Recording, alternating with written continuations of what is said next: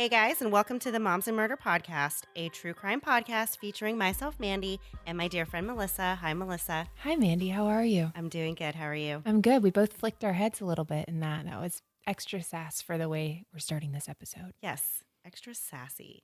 That's always good. Yeah, Maybe. I live in that world of Yes. extra sass. Before we get started, for the week, we want to tell you guys a little bit about another podcast that we think you guys will really enjoy.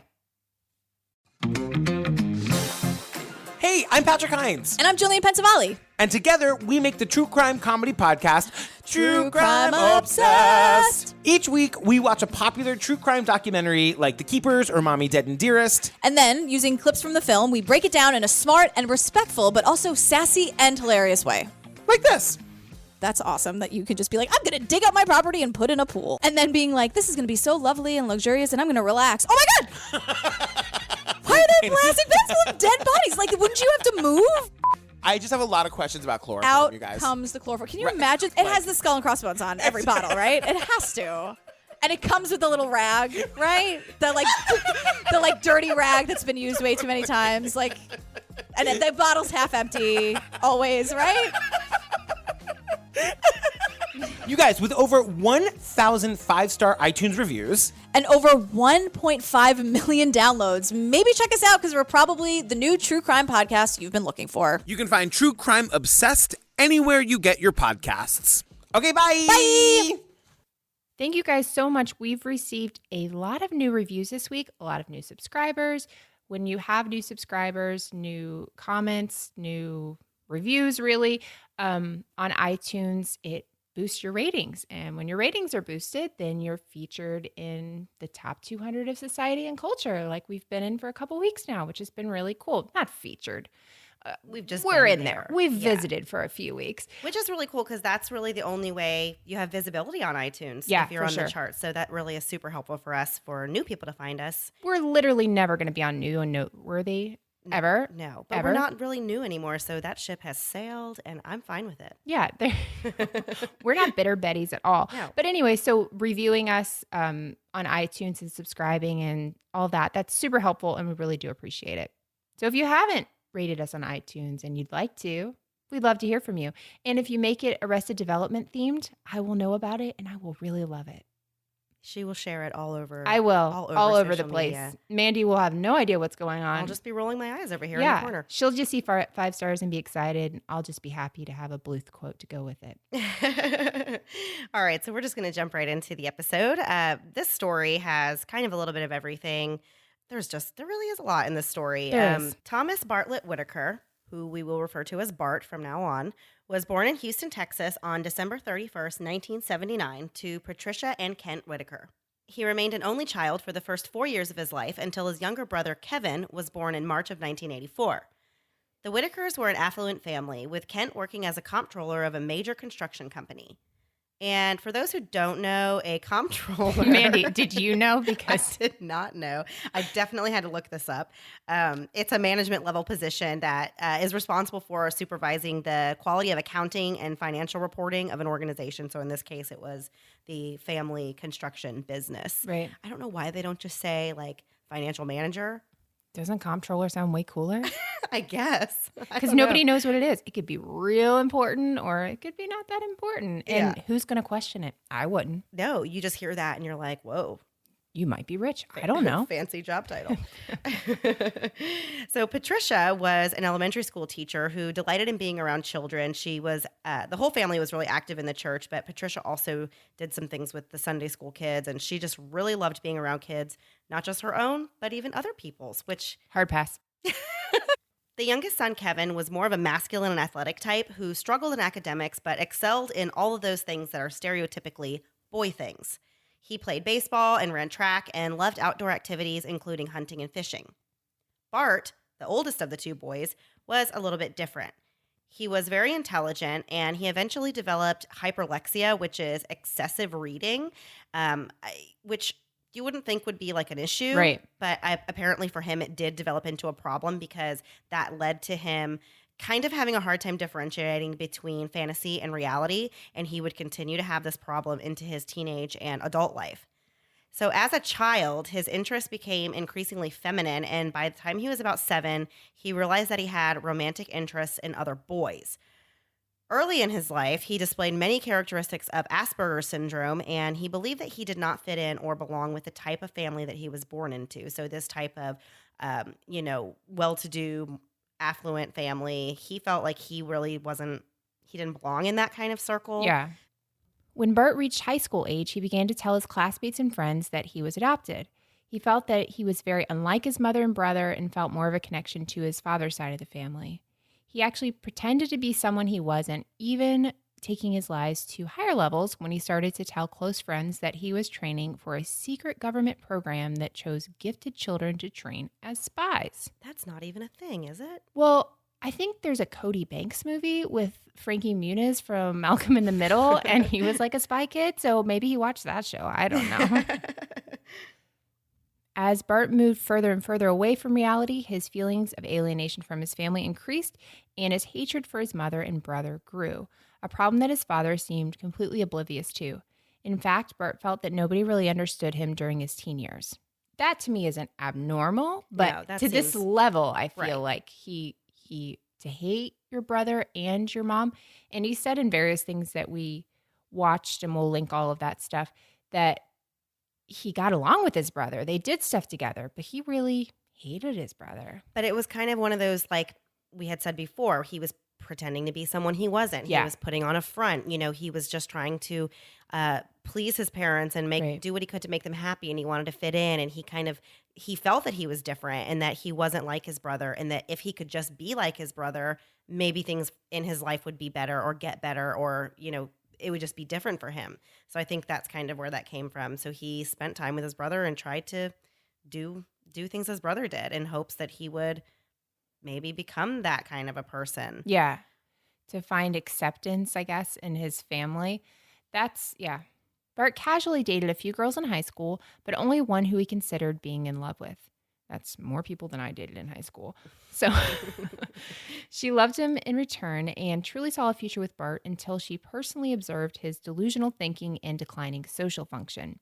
Bart's mother never liked this particular girl and felt that she wasn't feminine enough and wasn't, quote, socialite material, something Bart felt was entirely too important to his family. That seemed to be a recurring theme to him through the psych evals and stuff, that he felt like that's all they cared about.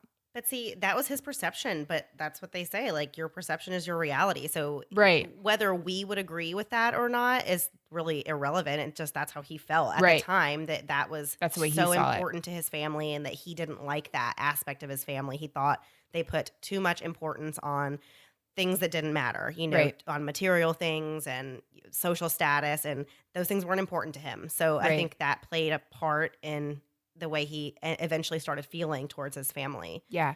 One thing you commented or you mentioned earlier about Asperger's and stuff, I feel like this was such a long time ago that we didn't really understand those sort of things, like in society.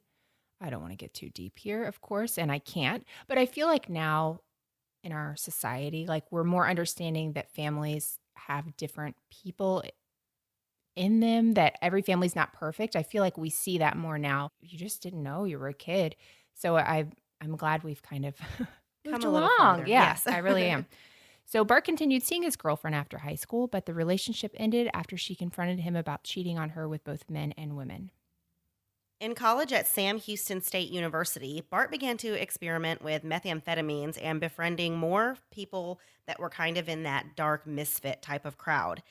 As his life began to unravel, his parents just continued to throw things, like nice things, at him. I mean, they would lavish him with expensive gifts. They bought him a condo on Lake Conroe, which, if anyone who is familiar with the Houston area will know that area, the Lake Conroe area, there's money there. I mean, it's a wealthy neighborhood. It's Yeah. certainly not, I mean, let's put it this way. If I lived there, it would be my dream to live on Lake Conroe, and it would be like beyond a dream to be able to buy my children a condo on Lake Conroe. Yeah. So that's, the family is doing well. It's definitely a nice area. Right. On December 10th, 2003, Bart called his family to let them know that he had passed his final exams, the final ones that he would be taking that he needed to graduate. And he was going to be graduating with honors from Sam Houston State. His parents were proud and delighted and invited Bart to come home so that they could celebrate his success. They gave him a Rolex watch as a graduation gift, and the family, including Bart's parents as well as his brother Kevin, went to a celebratory dinner at a popular Cajun restaurant where they took many happy photos, including one in which Bart is smiling over a dessert plate with the word congratulations written on the top in chocolate. You know how they decorate a plate whenever you have an event at a restaurant. So it was like, they said it was his favorite dessert, bread pudding. And they had... Boring. Yeah, Oh, it's like the worst dessert ever. Give me a break. That, yeah. No wonder he was so miserable. He doesn't even like good dessert. If that's a highlight of your day, no, sir. So from the photos that are taken of this night, which we might share a few of them on our page, or we'll post some of them in the show notes. But looking at these photos, you would never think. It looks like they look like a very happy family celebrating their son's upcoming graduation. You would never be able to tell that just a few moments later, this whole family was going to be really changed for life. Yeah, I think the timeline was 10 minutes. The pictures were taken 10 minutes before they left the restaurant. When the family returned home, Kevin and Tricia made their way to the front door with Kent following behind them. Bart said that he had forgotten his cell phone in the car and needed to go back and get it. His brother entered the house through the front door and was immediately shot in the chest, killing him instantly. And when Tricia walked in right behind him, she suffered the same fate. As Kent Whitaker made his way into the home, he was shot by the intruder as well, suffering a non-lethal injury to his upper arm. I think it was like 6 inches from his heart. Yeah, so he was very lucky. Very. Bart, who had straggled behind the rest of the family, came into the house to see that his brother, mother, and father had all been shot, and there was a masked man staring back at him. A struggle ensued, and Bart was also shot in the left arm while chasing the intruder out the back door. Moments later, a neighbor dialed 911 and frantically told the operator that someone had just shot their neighbors and that they needed help. Bart also made a 911 call from inside the house saying that he had been shot by an intruder. When police arrived, Kent and Bart were taken to the hospital for treatment. Detectives found a 9mm Glock handgun on the floor near the victims, as well as a glove that had been dropped outside of the home. But other than that, there wasn't much else in the way of evidence. The scene appeared to be a burglary with drawers pulled open in bedrooms, although they couldn't find anything that was missing except for Bart's cell phone. There were no suspect fingerprints that they could find at the scene. Just a few hours after the shootings at the Whitaker residence, police were notified of another shooting just a few miles away. The suspect in this shooting had gone into a home, tied up a family, and beat them before fleeing. Police began to track the suspect down, convinced that they were onto the person who was likely also responsible for the Whitaker murders. The police chased the suspect to a nearby apartment complex, but before they could take him into custody, the man had shot himself. It was 22-year-old Lathan Jackson, a man who had prior felony arrests and seemed to fit the bill for the crimes. But when police used a sniffer dog to determine if Lathan had been in the Whitaker home, it was not a match. The dog did not find the same scent on Lathan that he found on the glove or on the pistol left at the Whitaker crime scene. So police knew that the killer that was involved in the Whitaker shootings was still on the loose. Officers sent the gun found at the crime scene for forensic testing, and they found a partial palm print on the side of the gun, but they were unable to identify who it belonged to. They ran the serial number on the gun in hopes of finding who the shooter could have been, and to their surprise, the gun came back as being registered to Kevin Whitaker. On one visit to the crime scene, police discovered that there was a gun in the safe in Kevin's upstairs bedroom that had been pried open with what police thought may have been a crowbar that had been painted blue, a conclusion they came to after finding flecks of blue paint left on the safe in the area that had been forced open. So you break in and you steal someone's gun? Right. But that was one of the first things that kind of tipped them off that maybe... At least they were thinking that potentially whoever did this knew the family and knew exactly where to go to look for the weapon. Right. Because obviously, if you're going to go upstairs and pry open a safe, you probably knew it was there to begin with. Right. Is kind of what their logic was. Yeah, like you already have a crowbar. Right. So that's the next step, I guess. Hey guys, as you know, I'm someone who loves knowing a little about everything. I love the news, I love entertainment, I love it all. But sometimes I don't have enough time to get all the information, all the little details and the minutia of everyday news because my goodness, it's constantly going. But thanks to the Newsworthy podcast, I can get all I need in little bite-sized pieces. So if the stress of the news is getting you down, but you still want to know what's going on in things like the election, check out the Newsworthy. And in these 10-minute episodes, they're just on the go listening. I can listen to it quickly on a walk, on my way bringing my kids to or from school or one of their activities. When I'm in line at the grocery store, there's never a wrong time to listen to the Newsworthy. But if you feel bogged down by the news and kind of the negativity of it, but you still want to be informed on what's going on, the Newsworthy is the place to do it. Erica at the Newsworthy is an independent journalist, and her team does really all the hard work and research for you. I love that the episodes are so well-rounded, and there will be fun stuff like tech or big stories, but the way Erica gives this, efficient and neutral overview of the news, and in just 10 minutes each weekday, it's perfect. Just search The Newsworthy in your podcast app or go to thenewsworthy.com to start listening. Again, search for the podcast The Newsworthy, 2 words, The Newsworthy, to make staying informed easier and more enjoyable every weekday. As officers continued their investigation, they began to feel that the details of the crime scene were not adding up. It appeared to them that the scene had been staged and that even though there were drawers pulled out, there was nothing missing from the home, which led them to believe that this was not, in fact, a burglary. How often does that happen, though? Like, officers very quickly go into a scene and just see a bunch of drawers knocked over and they're like, yeah, nobody stole anything. They just made a mess. Yeah. And, I mean, how do they know if anything was stolen?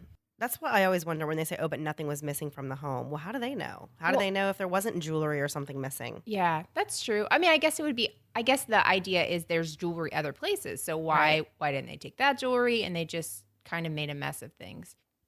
So as detectives are starting to try and piece together everything that's happening, they started interviewing acquaintances and friends of the family. They started by interviewing Bart's roommate, Chris Bashir, as well as another one of Bart's good friends named Steve Champagne, both of whom denied having any involvement or knowledge of what had taken place that night. So the media really took a hold of this story in this case and ran with it. One of the detectives, Sergeant Slot, who was working the case, had said that he actually thought it was a big joke whenever the dispatcher had called and said, like, you need to go to this crime scene because they didn't typically see things like this in Sugar Land. So when he found out that there was a quadruple shooting, he was like, what? Like, there's absolutely no way. Like, that kind of thing just doesn't happen here. Yeah. So you can imagine with something like that, the media is all over it because it's big news, whenever you're in a small town. So one reporter who was working the case contacted Sam Houston State University to find out more information about Bart's education.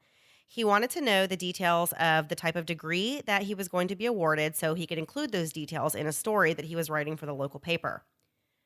The first of many bombshells came when the reporter was told that Bart Whitaker was not a student at the university and there was no record or evidence that he was getting any degree from them. Wow.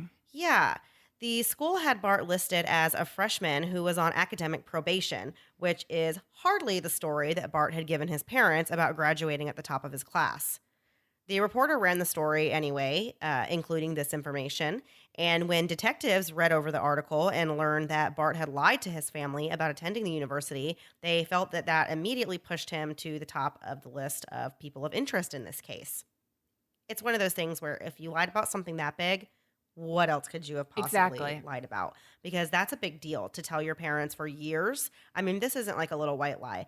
This is saying, yeah, mom and dad, like, give me all your money. I'm going to college and getting an education. Right. And come to find out you have dropped out in your freshman year and you're supposed to be graduating now. Like, Yeah, that's a also, long time. we're celebrating your big night tonight, and now most of us are dead. That's a lot. Yeah, that it is. And so you can kind of see how the police were like, whoa, that's, that's a big detail. But also it always it's like so interesting how that kind of came to light that a reporter just simply wanted to get information for a story and was just doing reporter research. And then that ended up being something that kind of led the police, gave them something to kind of follow. Something to go on. Yeah. Yeah. So officers immediately took this information about the lie to Kent, who was still in the hospital, and he was furious whenever he found out about it. He had just said, like, how could my son do something so stupid? and really, of course, I'm sure was confused about what was even going on. I mean, these Right. officers are not only have you been informed now that your wife and your youngest son are dead, but then also your older son who has survived has been lying to you and was not going to be graduating. So that's a lot at one time to Right. be feeling all of that. And one of the things in this story that we thought was really, really like special and important was that when Kent was in the hospital recovering from getting shot, I mean, he was shot as well. In his hospital bed, he just kind of laid there. And this was a family that was, they were religious. They believed in God. And so he laid there and prayed in his bed. And he made the decision that he was going to forgive whoever was responsible for this. Yeah. He didn't know who it was. Of course, never thinking that anyone that he knew had anything to do with it. Didn't care. Yeah. Didn't matter. He was truly just going to find forgiveness in his heart for whoever had done this Yeah. to him. And he said that once he made that choice, it was like a burden just lifted off of him. Yeah, because he said he was overwhelmed with revenge, like wanting revenge. He just was so filled with anger and stuff. Look at what's happened to his family. And then he did say he made that decision. And I love that part of this. Yeah. Well, forgiveness is an important thing. Yeah. I think, and it's really remarkable. I think when somebody goes through something like this, that they can get to a place where they are able to do that, especially so soon afterwards. I mean, he's still in the hospital. Yeah. This has just happened.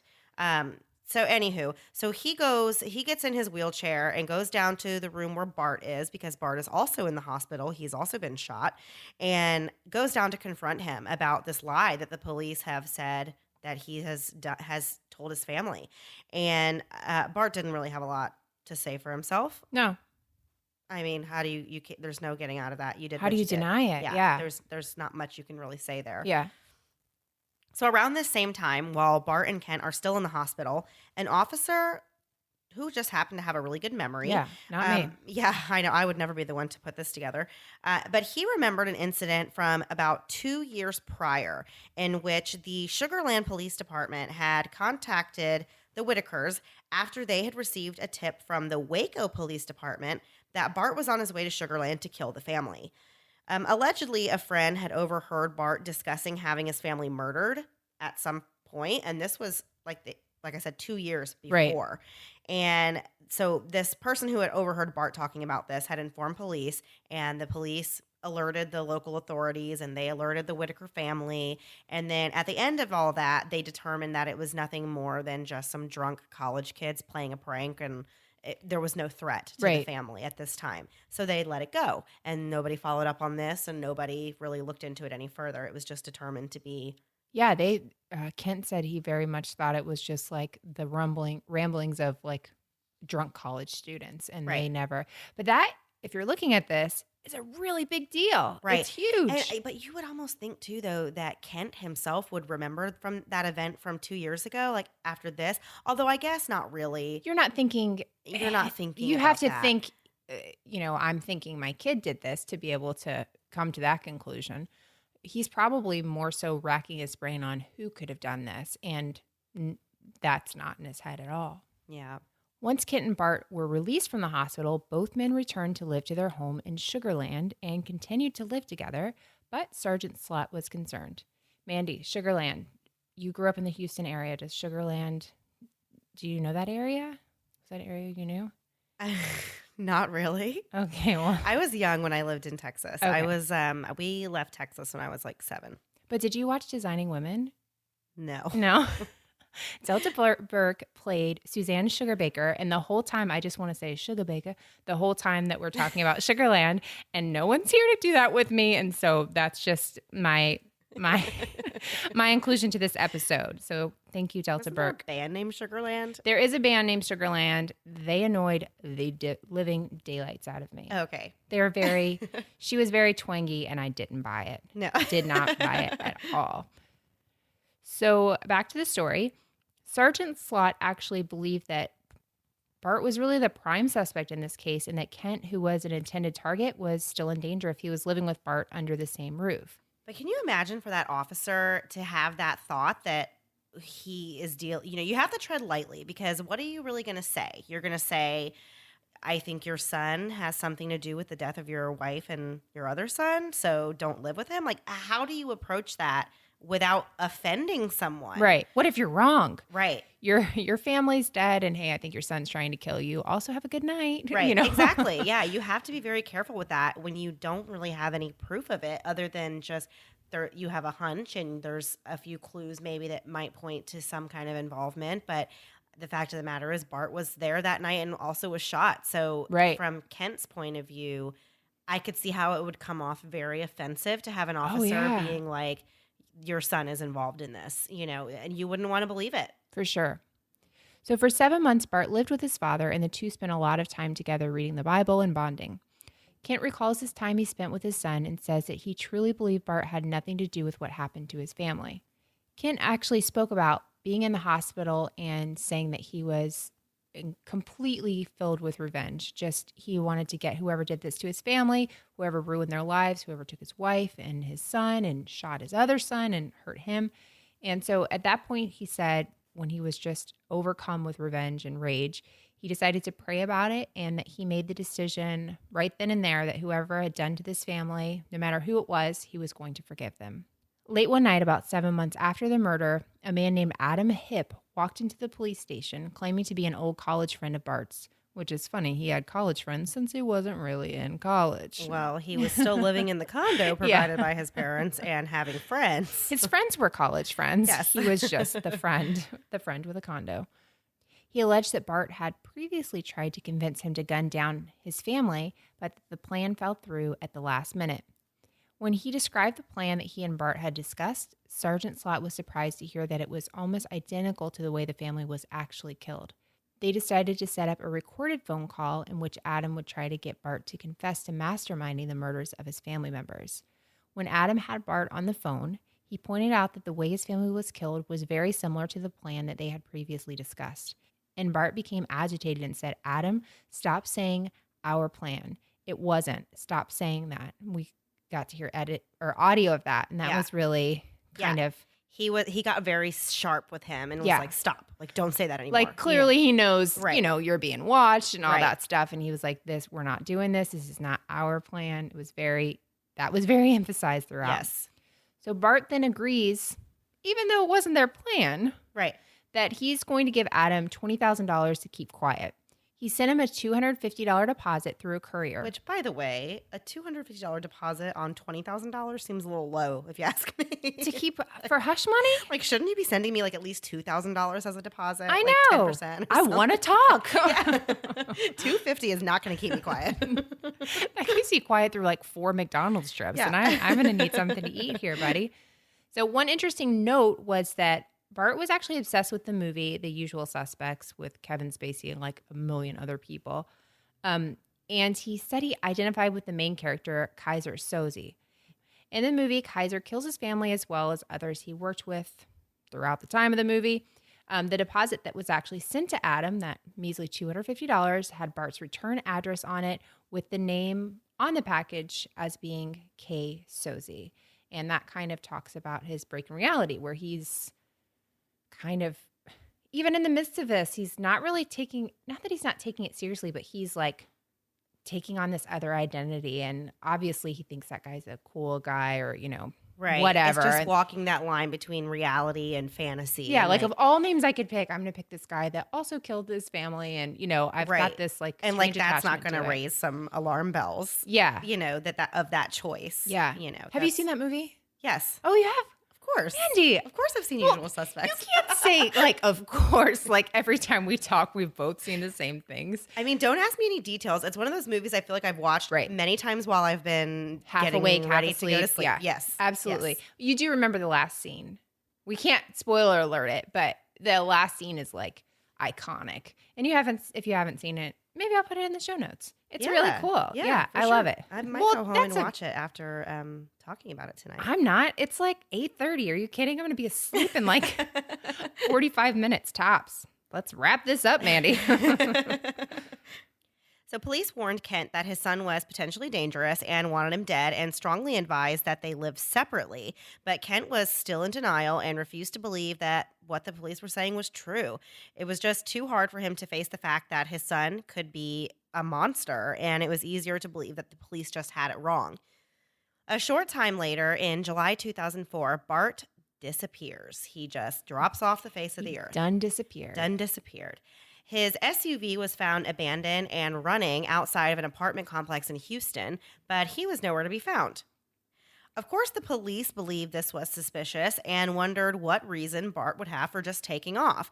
And at this point, Kent was running out of reasons to believe his son was innocent as well, Yeah. which is just so hard because I know you got to be grasping at like everything, but you have to like be honest with yourself. Like, and now when he takes off, why would he do that? Right. You know, and Kent even said like, I was running out of things to like convince myself that he was innocent. You know, at this point, it looks really bad whenever Right. you just take off whenever the police are investigating this whole thing. Little did they all know that Bart had fled to Cerralvo, Mexico, which was about 50 miles south of the border and 7 hours away from Sugarland. The locals were surprised to see an American looking for work in their town, but they believed Bart's cover story, which was that he was a soldier who had gone AWOL from the military after being shot and too scared to go back. So that's what he used. Of course, he had actually been shot, so that's Right. how he explained his injury and also the reason why he's in Mexico. Yeah. So while Bart was living in Cerralvo, he assumed a new name. He was not going by Bart Whitaker, obviously. That would be too stupid because he was being sought in the United Right. States. So he actually had changed his name to Rudy Rios, and that's what he was going by. And he was really well liked among the people in this little Mexican town. He even started attending church there and just kind of living like a normal person. So in addition to changing his name and assuming this whole other personality, he also changed his appearance. He had dyed his hair darker. He grew a mustache. Anything that would make him look like he fit in down where he was living. He did a whole Scott Peterson thing. Remember when Scott Peterson like dyed his hair and stuff? But did you ever see Scott Peterson's dye job? Remember whenever he It was colored his? awful. It was like orange Yeah. and orange. I'm like, you actually stick out way more Right. now, buddy. Yeah, you should have just left it. Yeah. So he started attending church in Cerralvo, and when he was going there, he met a girl named Cindy Lou. She played guitar, and Was she in Whoville? I know I couldn't believe her name was Cindy Lou, and I had to rewind it like a couple times. And be like, I just loved it; it was great. So whenever he met Cindy, they kind of started taking a liking to each other, and she thought that he was mysterious, which I guess to her he was. So, real quick point: if somebody's mysterious, they're probably hiding a lot of stuff, Right. and that's like a real terrible idea to be like, I want to go with the mysterious one. But that's like such No. a thing of like in the movies, like, oh, the mysterious guy. But like, no, in reality, He's going to murder you. that doesn't translate. Like, It does not translate well at all. This is where romantic comedies have screwed us all over. yeah. So as the two of them became closer, she introduced him to her parents, who also quickly grew to love him. And Cindy's father said he also grew to love who he thought was Rudy, like a son, and even offered him work. So he was just down there building a whole new life, getting his way into a whole new family. A whole new world. It's weird, if you ask me. Yeah. But I mean, the family, they liked him. You know, they thought he was a nice person and a good worker, and the daughter liked him. And Yeah. I guess they thought he was just the man of all of their dreams. In the words of Prison Mike, the belle of the ball. So everything was going great until one night Cindy Lou got in a fight with her mom, and after this argument, she smashed up her precious guitar, and she was very upset. And so Bart, So Cindy smashed her own guitar for Yes. being mad at her mother. Yes. These two are actually quite a pair. yeah, I know, it's like cutting off your nose to spite your face. Whoa, Mandy, I like that one. So after Cindy had smashed this guitar and had gone all out in an argument, Bart, aka Rudy, told her, just calm down. It's going to be okay. You know what we can do? We can kill your parents. Well, that's the next logical step. Broken Yeah. guitar, the parents. You don't have to be mad at them anymore because they don't have to be here. Yeah. So that's like totally logical. So she said that she was worried, which I think is an understatement. I don't know how.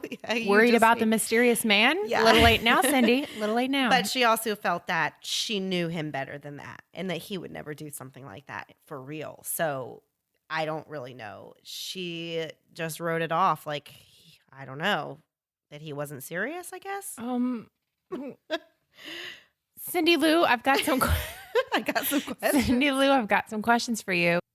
Back in Sugarland, Sergeant Slot was still trying to piece the case together after nearly 18 months. He had no real evidence against Bart, nor did he really know where he was. Finally, a break in the case came when Bart's former friend, Stephen Champagne, contacted Sergeant Slot, claiming that he wanted to make a confession involving himself and Bart's former roommate, Chris Brashear. Now, these are the same people they've already spoken to Right. earlier on. These are like the closest people that were in Bart's life. His quote-unquote College friends. Right. I think there's a movie about that. While the tapes rolled, Steve outlined in detail how Bart had recruited the two men in his plot to murder his family. He told the detective that he was the getaway driver tasked with the responsibility of keeping watch over the family as they went to dinner, while Chris entered the Whitaker home using a key and the alarm code given to him by Bart. There's another sign. The alarm didn't go off. Oh, yeah. It's an inside job. It's an Yeah. inside job. Mm-hmm.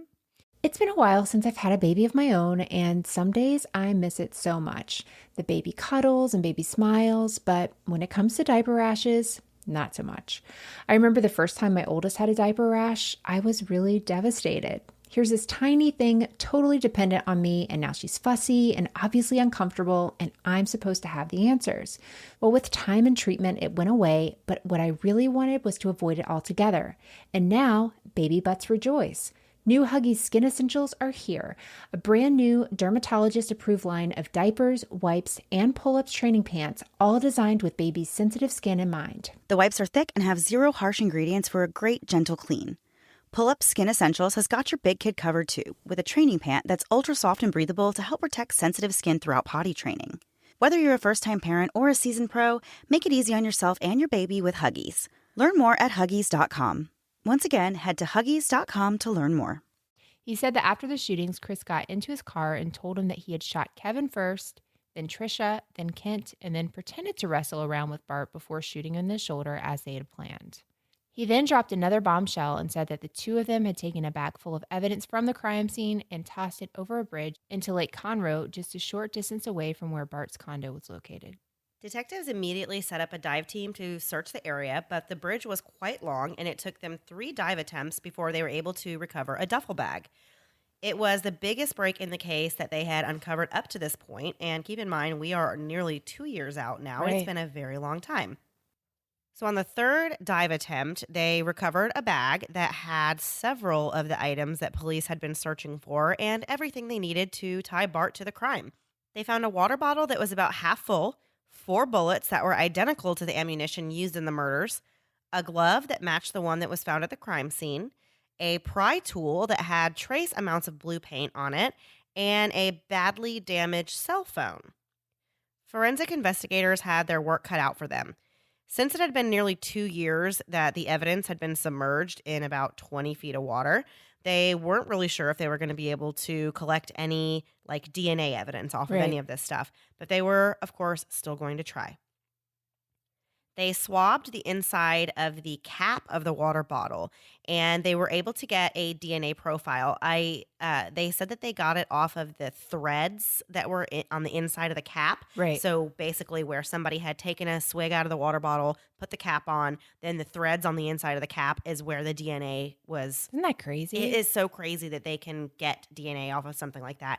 And then it had been submerged in water for 2 years. Right. And that's crazy to me that they were still able to collect enough DNA to actually be able to get a full profile to match it to someone. Yeah. Well, that bottle company should really pat themselves Yeah. on the back. Like, Yeah, seriously. able to withstand like the waters of rivers and lakes and stuff. Right. That should be their new marketing slogan.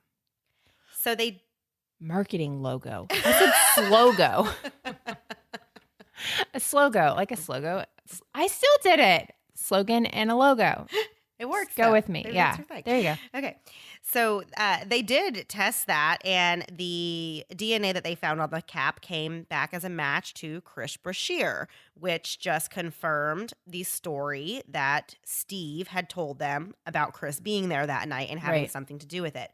So they, of course, were ecstatic to have this. This is a huge piece of evidence. Yeah. And now because this part of the story was true, now that the whole thing has more credibility. So Right. they're kind of like, well, then we kind of believe you that Bart really did set this up and that this is what happened that night. Right. So they also, the cell phone that they found in the bag, of course, they suspected that it was Bart's because that was the only thing they couldn't find the night that the family was killed. And but they weren't sure if they were going to be able to recover any information to prove that because, again, it's an electronic that's been submerged in water for 2 years. But If I drop mine in water for half a second, it's Yeah. over. yeah, I know. Over. It's incredible to me that they are able to. There's not enough rice in the world to Yeah, save I this know, phone. I know. I think they were using techniques that were a little bit more advanced than rice. Jasmine rice? So they were able to, I don't know how, they worked on it. They had fancy computer people that were able All those to, computer people, y'all. down in Sugarland. Yeah. They were able to determine that it was Bart's cell phone. Apparently, they were able to get enough information off of the phone where they said, this is definitely your phone. So that's what you need. You have to have proof of it. You know, Right. you can suspect it all you want, but if you can't prove it. Finally, in September of 2005, the hard police work comes to an end when the real Rudy Rios, please stand up, real Rudy Rios, Eminem is here for you, calls the Sugarland Police Department and tells Sergeant Slot that he had sold his identity to Bart and helped him flee to Mexico for a couple $1,000s. But Rudy himself So was wait, a snake. whoa. This guy sold his identity for a couple $1,000s. What are you Let doing, that Rudy? sink in. What are you doing, Rudy? Like, If you're going to take my identity, it's going to cost you a lot more than that. okay, I love the show Nathan for You, and you don't watch that. Nope. It's one of my favorite shows. He had to try and convince somebody to do something like open up a business, but he needed them to have like a specific name. So he asked people on Craigslist if people would be willing to literally change their identity to a name like, I don't even know. Everything's something. First name is everything, last name is something. Something that's stupid. And people were like, sure, yeah, I'll do it. And I'm talking for like $250. They were like, yeah, I didn't really like my name to begin with. So there are people out there, Mandy, that will do stuff like this. I mean, but it's not just changing your name, it's selling your identity. You don't think Like, you can buy a new identity from somebody else? Clearly, there's like an underground market here that we're not privy to. I guess so. So Rudy was a snake himself and thought that the $10,000 reward being offered by police for information leading to Bart's arrest sounded pretty good too. And he was willing to sell Bart out in order to cash in on it. Wow. Dollar bills, it y'all. just doesn't take much for this guy to No. do really anything, huh? Yeah. I'll sell my identity. Sure, I'll sell you out. Like, if there's money involved, I'll do whatever you say. Like, this guy was a real piece of work, too, if you ask me. Literally everyone in this story, with a couple of exceptions, are real salt of the earth types. Yeah. Bart was arrested in Mexico without a problem, and he was extradited back to Texas. When he was asked how he was able to convince all these people to help him carry out these crimes, he said that it was easy. All he had to do was offer people what they wanted. So many lives ruined, all of this is done for really nothing. Yeah. We have to say this all the time. This happens all the time, but you get so many people involved and these accomplices. What are you thinking to do Right. this for this guy? Just, I don't understand. Chris Brashear pled guilty to capital murder and was given a life sentence. Steve Champagne was given 15 years for his role as a getaway driver. And Bart was convicted of capital murder and sentenced to death. Since Bart's conviction, he has exhausted all of his appeals. He was scheduled to be executed by lethal injection on February 22nd, 2018. That was not very long ago. That was a month ago. In a shocking move, 30 minutes prior to his execution, Governor Greg Abbott granted clemency to Bart, and instead, he will now serve a life sentence with no possibility of parole and will not ask for or seek any additional appeals. So this is insane. He was 30 minutes away from being executed for these crimes and, got out of it. That's like a miracle. Well, I remember watching this, waiting for this to happen because this is like a case I remember watching on Oprah. This case has always fascinated me and upset me and moved me and all those things. And I remember knowing that was the day it was going to happen. And I was sad for his dad because I knew his dad was not wanting this to happen. And so for the governor to grant clemency, it almost never happens, and especially in Texas. Right. So it was really, really shocking. The parole board, who voted to grant clemency by a 7-0 vote, spoke out after saying that they had to ask themselves, quote, is clemency warranted where execution might be justice for a wicked crime, yet would also permanently compound the suffering and grief of the remaining victim? In the days leading up to what would have been Bart's execution, Kent spoke out saying, quote, victims' rights should mean something in this state, even when the victim is asking for mercy and not vengeance. So the father who has suffered the loss of his wife and his other son, and this son has done this and is responsible for this, he's the one advocating, don't kill my son, don't send my son to death. Yeah. And it's craziness. It's hard to even imagine. And they went for it. I mean, they said they agreed if it was going to make the father's life more miserable to lose his last remaining son, his last remaining family, then they felt that would be more of a punishment for Kent than it would for Bart. So that's really what happened, essentially. So since the murders, Kent has remarried and written a book titled Murder by Family. And that is... It's a great book. Melissa has read the book. Yeah. I really want to read it now after learning more about this case. I think I would really enjoy reading the book, and maybe I will. There are 2 Murder by Families. I accidentally ordered the first one after seeing him on Amazon, and I was like, wow, this book's only $1.50. I wonder why. He's on Oprah. And it was a very graphic story about a family that was killed in Alaska. 0 out of 10, would not recommend. But this one is wonderful and, such a testament to Kent and his ability to forgive. This obviously has similarities to the Aaron Caffey story where both dads were victims, and they were able to find forgiveness. So we'll link that to the show notes as well. So that was our story for the week. Melissa, do we have something to do for last thing before we leave, last thing before we go? I don't even know what it is. Last thing before we go. I thought there were some really good suggestions this week, and I'm really excited. I There can't wait are. to see which ones you chose. So I tagged you in one. Maybe we'll do 2. I don't know, because this was kind of a bummer of a story. Maybe we'll see how long these go. So the first one would be basically like best appetizers at restaurants. Oh my goodness. And is Chili's queso dip the best one on the planet? Nope. Is the best queso. Can I start a timer, please? Sure. Okay, start the timer. Gosh. Ready, set. Is queso at Chili's the best in the world? No. I say no because they put some kind of like actual chili or like They put hamburger meat. I don't There's like beef it. in there. I don't love it. Beef, it's what's for dinner, Mandy. I know, but I don't love it. I like if I'm gonna have queso, I just want it to be straight cheese. Oh, no. You don't like Cheese, salsa? Cheese. Oh yeah, well like Salsa con salsa or like queso. rotel tomato something. Yeah. I don't need to have meat in there. That's just too much. That is too gluttonous. I mean, you're already eating cheese. Back off because it's amazing and I love it. And my favorite, like, do you ever order appetizers as meals? All the time. Okay. More than one usually. Yeah. So I was visiting friends in Virginia. We went to all these little hole in the wall places or not hole in the wall, I shouldn't say, like local places. And then the last day they're like, where do you want to go? And I was like, TGI Fridays, the most national chain, because I wanted the appetizers, buffalo wings, mozzarella sticks. What's the other one they give you? Oh, potato skins. Those are my favorite. Yeah. I love potato skins with lots of sour cream on top. Mhm. You know, at Chili's, speaking of Chili's, I also love the Southwestern egg rolls. Oh yeah, Those are really good. With I their love little those. sauce thing that comes with them. Anything you can dip in sauce. You guys know I'm a big fan of Chili's. Yeah.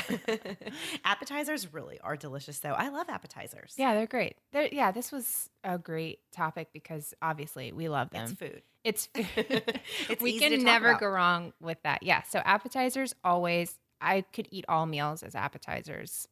That's I'm what fine I with do. that. Yeah, I do that sometimes. Or we'll just agree to do that. We'll be like, well, let's just get a few appetizers and then we'll just have a big appetizer feast of like nachos and Yeah.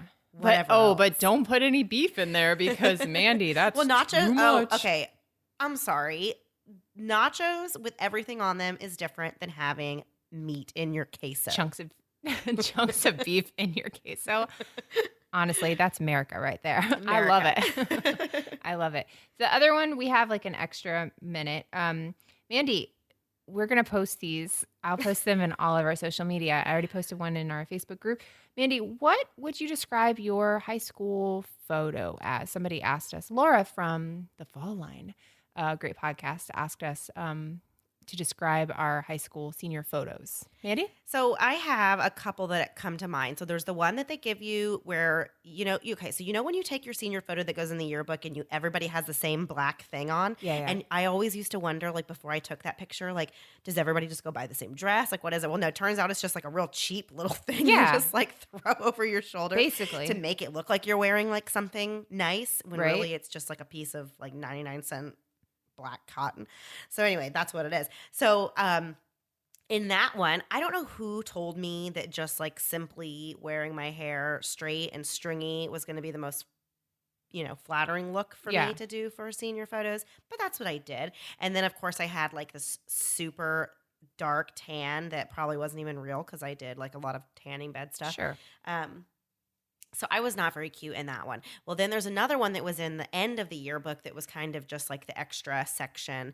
And I'm wearing, and this is another one that my mom just couldn't stand because she did not want me to wear this top that I wore. It was like a halter And top. how excited were you to wear it? I was so excited. I thought I looked great I'm in a it. senior now. Yeah, I can do this. Exactly. And I I'll thought it never was great. regret this decision. Exactly. And so, but by this time that I took this photo, I have very dark brown hair, and I had at one point decided I wanted my hair to be lighter. So I think a lot of people with dark hair go through this crisis Yeah. of, identity, and I wanted my hair lighter. So I was kind of in the process of dyeing it lighter and lighter and lighter and lighter. Well, what I ended up with was some kind of brassy colored, We've like all had brassy red, hair. and then I decided to just like keep bleaching more like stripes into it. And so I don't even know what color my hair was. It was like You red. had a tiger head? I did. It was like red with like blonde highlights, but I thought it looked great at the time. Well, Loved now it. when I look back at the photo, I'm like, what is that?